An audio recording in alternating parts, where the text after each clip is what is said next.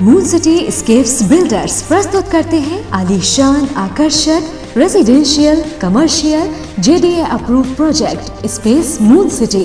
Gated complex, hi-tech security और 100% power backup के साथ प्रीमियम अपार्टमेंट और इंडिपेंडेंट विलास, साथ ही rich landscaping. Space Moon City लाए हैं आकर्षक और आरामदायक lifestyle, swimming pool, indoor game सहित आधुनिक क्लब हाउस आपके आधुनिक लाइफस्टाइल के लिए।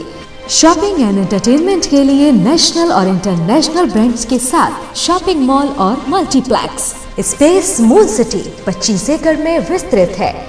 Perfect luxurious and beautiful life के लिए प्रस्तुत है स्पेस मून सिटी।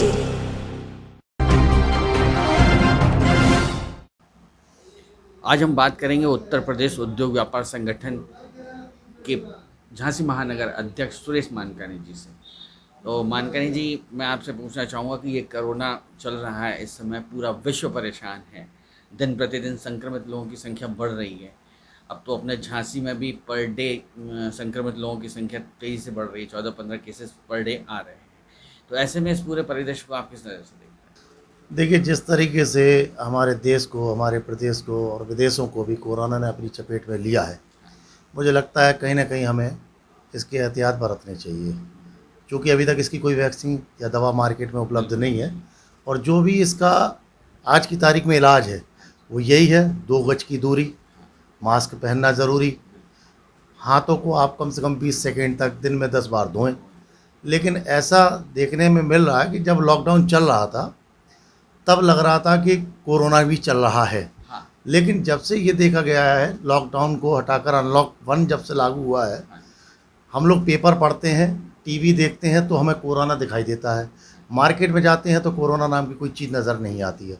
जगह जगह भीड़, लोगों की लापरवाहियाँ, बाइक पे भी 3 लोग चल रहे हैं, ये बहुत गलत है।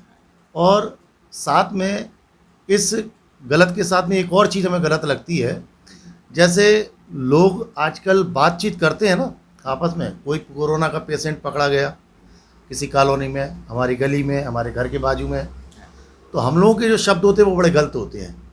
जैसे कोई कोरोना पेशेंट निकला, उन्होंने कहा साहब हमारे यहाँ से फलाने आदमी को कोरोना हो गया, उसको पुलिस उठा ले गई। उठा क्या ले गई? पुलिस उठा के थोड़ी ले जाती है, कोई अपराध थोड़ी किया उसने।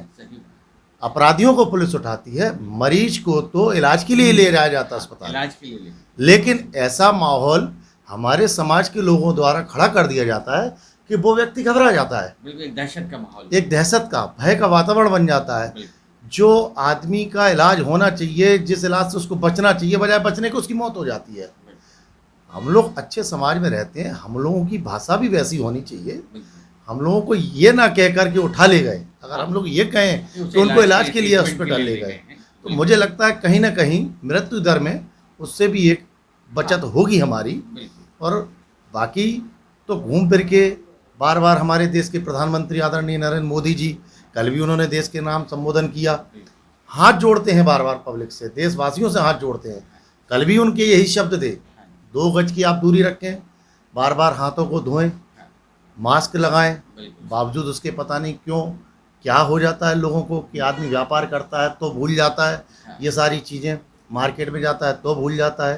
भाई ज़रूरी है तो आपको बाहर निकलना है, नहीं तो आपको घर पे रुकना है। उसके बावजूद भी आदमी बाहर निकल रहा है। ये लापरवाही हमारे लिए ही नुकसानदायक है। ये एक ऐसी बीमारी है जो ना किसी की जात देखती है, ना किसी की पोस्ट देखती है कि ये कौन नेता है या विधायक है या सांसद है, किसी को भी हो सकती है। और ऐसे हमारे सामने उदाहरण भी आए हैं, कई सारे उदाहरण। ज्योतिरादित्य सिंधिया भाजपा के वरिष्ठ नेता, उनको भी हुआ, जो संबित पात्रा जी को भी हुआ। अभी एक पार्षद महाराष्ट्र में सुना कि वो भी उसमें एक्सपायर हो गए। कई सारे। तो ये कहीं ना कहीं बहुत बड़े चिंता का विषय है। हम लोगों को अनावश्यक घर से बाहर नहीं निकलना चाहिए, सरकार के लिए संकट नहीं खड़ा करना चाहिए। सरकार लॉकडाउन लगाती है तो सब लोग ये बोलते हैं कि हमारे धंधे बैठ गए, हम व्यापार से घर बैठ गए। अगर सरकार ने थोड़ी छूट दी है तो आदमी लापरवाह, बेपरवाह हो जा रहा है। मुझे लगता है ये कहीं से भी देश के हित में नहीं है। और अगर हम लोग सच्चे देश प्रेमी और देश से प्रेम करते हैं तो मुझे लगता है कहीं ना कहीं हमें इन सब चीज़ों को ध्यान देना चाहिए। प्रधानमंत्री जी, आदरणीय उत्तर प्रदेश के मुख्यमंत्री योगी आदित्यनाथ जी जो हमको समय समय पर इन सब चीज़ों को लेकर गाइडलाइन देते हैं। हमारा जिला प्रशासन, हमारे मीडिया के बंधु बार बार पेपरों में, मीडिया चैनलों पे बार बार ये बताते हैं, उसके बावजूद हम लोग उनकी बात को एक कान से सुन के दूसरे से निकाल कर वही लापरवाही करती है। हमें लगता है बहुत घातक है। चलिए मान करिए, अब मैं एक बात और आपसे पूछूंगा। देखिए लॉकडाउन हुआ, लोगों के रोजगार बंद हुए, ऐसे में बहुत सारे लोग परेशान हुए। मध्यम वर्ग तो बहुत परेशान रहा कि वो कह भी नहीं सका किसी से। तो ऐसे में लोगों की मदद आपने किस तरह की? हम लोगों ने जैसे ही लॉकडाउन जब स्टार्ट हुआ था तो हमने व्यापार मंडल के बैनर तले अपने आदरणीय जिलाधिकारी महोदय से मुलाकात की। उन्होंने हमको बताया कि आपको खाने के पैकेट्स वगैरह बांटने हैं। जो लोग सक्षम नहीं है, रोज़ कमा के खाने वाले हैं, उनका तो कमाई का साधन बंद हो गया। हम लोगों ने कुछ दिन 8-10 दिन खाना बना के भोजन वितरित किया बाजार में। लेकिन फिर ये देखने में आया, जैसे हम लोगों ने भोजन 12 बजे 1 बजे तैयार कर लिया और 1-2 बजे तक जिन जिन के फ़ोन आ गए या जहाँ जहाँ पे बांटना था बांट दिया। उसके बाद हमारे पास 50 पैकेट बच गए। अब किसी का फ़ोन 4 बजे आ रहा है, जिलाधिकारी महोदय कंट्रोल रूम से हम लोग जुड़े हुए थे, किसी का फ़ोन 5 बजे आ रहा है। अब वो पैकेट में खाना जो पड़ा हुआ है हम उसको 5 बजे देने जाएँ तो डर लगता था कि कहीं ऐसा ना हो, ठीक है ना। तो हम लोगों ने फिर ये फैसला किया कि बजाय हम खाना तैयार के हम राशन देंगे। तो हम लोगों ने फिर 5 किलो आटा, उसमें 2 किलो दाल, 1 किलो चावल, 2 किलो चावल, नमक, तेल का पैकेट, ये राशन के पैकेट बनाकर जगह जगह जिनको ज़रूरत थी उनको वो उपलब्ध कराए, बजाय बने हुए खाने के। अच्छा, इस कोरोना काल में आपके व्यापार की क्या स्थिति रही? देखिए, अगर सच्चाई कहें तो हम तो यही कहेंगे परमात्मा की दया है हमारे व्यापार पे। फल मंडी, सब्जी मंडी का व्यापार एक ऐसा था, आवश्यक वस्तु में आता है, लोगों के फिर भी व्यापार बंद रहे।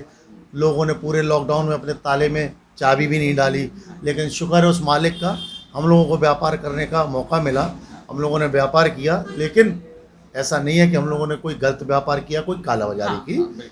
इसको हम लोगों ने बड़ी सचेतता के साथ सबको विश्वास में लेकर कहीं से भी ऐसी कोई अप्रिय घटना, ऐसी अफवाह, ऐसी बात नहीं आनी चाहिए जिससे कि हमारे जिला प्रशासन को नीचे देखना पड़े, हम लोगों को नीचे देखना पड़े। इसमें सारे व्यापारियों ने सहयोग किया, माल मंगाया, माल को जिस तरीके से बेचते थे उसी तरीके से बेचते रहे।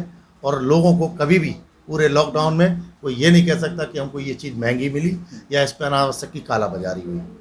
चलिए एक चीज़ और आपसे पूछूंगा कि देखिए बेरोजगारी तो बढ़ी है, क्योंकि बहुत सारे लोग अब बाहर से अपने घरों की तरफ लौटे हैं। तो बेरोजगारी तो पहले भी अपने बुंदेलखंड पिछड़ा था तो थी ही बेरोजगारी। ऐसे में आपका क्या सुझाव है कि सरकार को और क्या कदम उठाने चाहिए? हालांकि कर रही है सरकार, लेकिन फिर भी कुछ सुझाव अगर आप देना चाहें तो। नहीं, हमें नहीं लगता कि सरकार से ज़्यादा हम सोच सकते हैं। बड़े बड़े IAS IPS लोगों की उनके पास टीम है और जो इस पे बराबर काम करती रहती है। अभी भी कल आदरणीय प्रधानमंत्री का जब देश के नाम संबोधन आया तो उन्होंने 5 किलो चावल, 5 किलो गेहूँ हर परिवार के व्यक्ति को देने का बोला है। और जो पहले लोगों को मिल चुका है, इसके बाद अभी तक के बाद में आगे नवंबर तक के लिए भी उन्होंने देने के लिए बोला है। तो कहीं ना कहीं सरकार अपने स्तर पर बहुत सारे प्रयास कर रही है। ये भी एक प्रयासों में ही है कि लोग बीमार हो रहे हैं, अस्पतालों में इतने सारे वेंटिलेटर बनाना, ऑक्सीजन के चैम्बर बनाना, लोगों को क्वारंटाइन करना ताकि उनको सारी सुविधाएं वहाँ हॉस्पिटल में उपलब्ध करवाना। तो ये भी कहीं ना कहीं ये सहयोग का ही एक हिस्सा है। आज जो लोग भी बाहर से प्रवासी मजदूर आए हैं उनमें भी कई संक्रमित निकल रहे हैं, ये तो उनकी भी देखभाल सरकार ही कर रही है। बिल्कुल, ये तो बात है। तो जब वो अस्पताल जाते हैं तो वहाँ भोजन पानी भी सरकार की तरफ से है। ऐसा नहीं है, सरकार अपने स्तर पर बढ़िया प्रयास कर रही है। खासकर हमारे यहाँ योगी जी ने तो तारीफ़ काबिल उनके जो उन्होंने प्रयास किए, लोगों को घर तक पहुँचाना, बच्चों को कोटा से लेके उनके माता पिता तक पहुँचाना। आज के युग में बड़ा मुश्किल है कहना, आरोप लगाना, लेकिन साहब बड़ा सुपर काम किया है। 1-2 बच्चे जिनका एक बेटा और वही कोटा में पढ़ रहा और फंस गया लॉकडाउन में। अब उनके माँ बाप की स्थिति क्या है? लेकिन इस पूरे संकट के दौर में विपरीत परिस्थितियों के बाद भी पूरे संयम और धैर्य के साथ योगी जी ने एक बढ़िया शासक के तौर पर वहाँ पर बसें भेजी, उनको बुलवाकर उनको घर तक पहुँचाया। ये वाकई बड़ी खुशी की बात है कि हमको ऐसा मुख्यमंत्री भी मिला। अच्छा, एक चीज़ अब मैं और आपसे पूछूंगा कि देखिए क्या है कि पर डे अब संक्रमित लोगों की संख्या अपने झांसी में भी बढ़ रही है, सभी जगह बढ़ रही है। तो क्या अब दोबारा से लॉकडाउन लाना उचित होगा या लाना चाहिए? नहीं, हमें नहीं लगता कि दोबारा लॉकडाउन लगेगा, क्योंकि व्यापारी भी नहीं चाहते। हाँ, एक बात ज़रूर व्यापारी लोग चाहते हैं कि मार्केट की टाइमिंग थोड़ी सी बदले। अभी हमने फेसबुक पे भी अपडेट की थी ये खबर कि क्यों ना बाज़ार को सुबह 10 बजे से शाम को 5 या 6 बजे तक कर दिया जाए। उसमें कई लोगों ने बहुत सारे कमेंट्स भेजे हैं कि ये बिल्कुल बहुत सही सजेशन है कि मार्केट 10 से 5 या 6 तक होना चाहिए। इस बारे में अभी सबकी राय आ चुकी है। हम भी अपनी लोगों के साथ बैठ के बात करके आदरणीय जिलाधिकारी महोदय से मिलेंगे, इस बारे में चर्चा करेंगे कि क्यों ना मार्केट को 7 के बजाय 5 दिन का करके और सुबह 10 से 5 बजे तक का किया जाए, जिससे कहीं ना कहीं हमको उससे राहत मिले। क्योंकि हम जितना घर में रहेंगे हम उतना ही कोरोना से बचेंगे, जितना घर के बाहर रहेंगे, लोगों को बीच में रहेंगे, उतना ही हमारा कोरोना के प्रति रिस्क बढ़ जाएगा। मानकानी, आप एक संगठन के अध्यक्ष हैं, तो मैं चाहूँगा कि आप अपने फल व्यापार से जुड़े हुए लोगों से और अन्य भी लोगों से जो झांसी में रहते हैं अपील करें कि सोशल डिस्टेंसिंग, मास्किंग ये सब करें, जिससे कि हम कोरोना से बच सकें, अपने क्षेत्र को बचा सकें, अपने परिवार को बचा सकें। भाई, हमारा तो फिर से निवेदन है, हमारे व्यापारी क्या पूरे, चाहे वो रिश्तेदार हों, दोस्त यार हों, समाज के हों, अन्य समाज के हों, देश में रहने वाले, प्रदेश में रहने वाले, मैं तो सबसे यही उम्मीद करूंगा, आशा करूंगा, हाथ जोड़ के विनती करूंगा उनसे कि आप लोग, जैसा हमारे प्रधानमंत्री जी ने कहा है कि हमें सोशल डिस्टेंस का पालन करना है, हम बराबर करें। फेस कवर करना है, मास्क लगाना है, हम बराबर लगा कर चलें। हमको सैनिटाइजर अपनी दुकानों पर रखना चाहिए, घरों में रखना चाहिए, बराबर हाथ धोते रहें, साबुन से हाथ धोते रहें। इसका कोई इलाज नहीं है, यही सबसे बड़ा इलाज है। हम इसी को दवाई समझें, हम इसी को ही सिरप समझें, इसी को ही कैप्सूल समझें। हमें लगता है, और अपने आप को हम बीमार समझ के अगर ये दवाइयाँ लेते रहेंगे, हमें नहीं लगता कोरोना हमारे आसपास भी भटक पाएगा।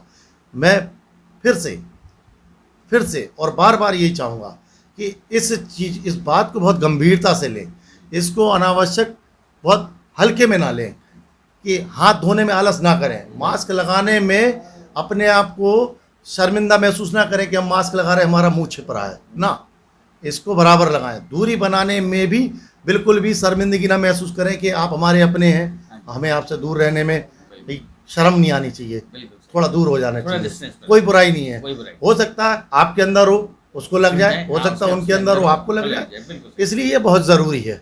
बड़े बुजुर्गों को घर के अंदर रहना चाहिए, उनको भी सुरक्षा के तौर पर बाहर कम से कम निकलना चाहिए।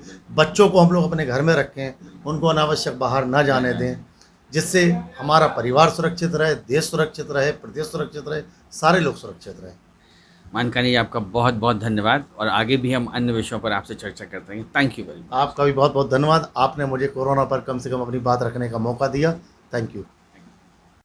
Education with moral values, the only institution with all latest facilities, computer lab, science lab, experienced teachers, air-conditioned hostel with all facilities, the best educational institute in the area, the Pramodaya International College, Jhansi Road, Mauranipur.